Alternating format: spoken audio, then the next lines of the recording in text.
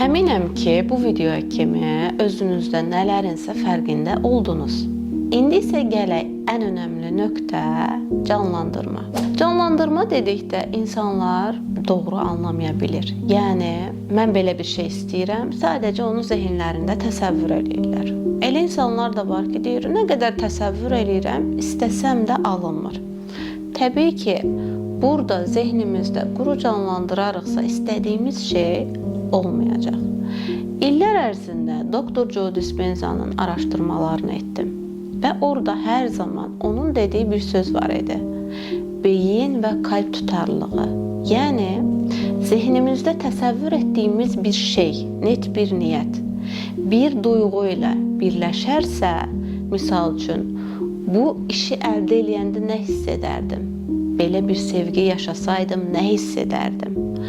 O duyğuda nə qədər uzun müddət qalarıqsa, istədiyimiz şeyi həyatımıza çəkməyimiz o qədər sürətlənəcəkdir.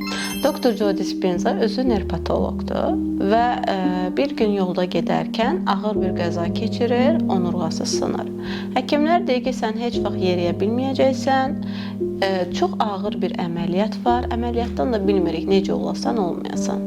Və əməliyyata girmir, sadəcə 3 ay ərzində zehnində özünün xəstəxanadan yeriyərək çıxdığını təsəvvür edir və çıxsam nə hiss edərdim? Özünə sual verərək bu duyğuda 1 deyil, 2 deyil, bəzən saatlarla hər gün qalır və 3 ayın sonunda xəstəxanadan yeriyərək çıxır. Sonra isə bir çox ölkələrdə milyonlarca insanın həyatına toxunur.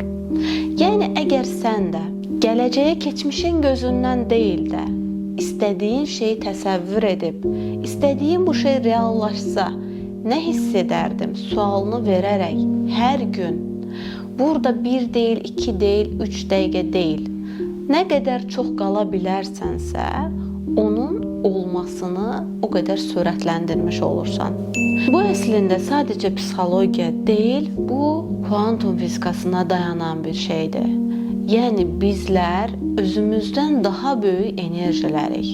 Çünki bir atomun sadəcə bir hissəsi maddə, 99 hissəsi boşluqdur, yəni enerjidir. Və mənim də bütün canlı və cansız hər bir şeyin ən kiçik hissəciyi atom altı cəhrələr olduğu üçün bu deməkdir ki, mənim burada oturan hissəm, mənim bərk hissəm, maddə hissəm 1%, məndən 99 dəfə böyük enerjisel hissəm var.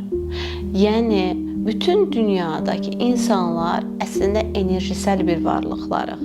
Sadəcə bundan istifadə etməyimiz üçün zehnimizdə bunu təsəvvür etməyimiz və bu təsəvvürdə nə hiss edərik, özümüzə sual verib bu duyğuda qalmalıyıq.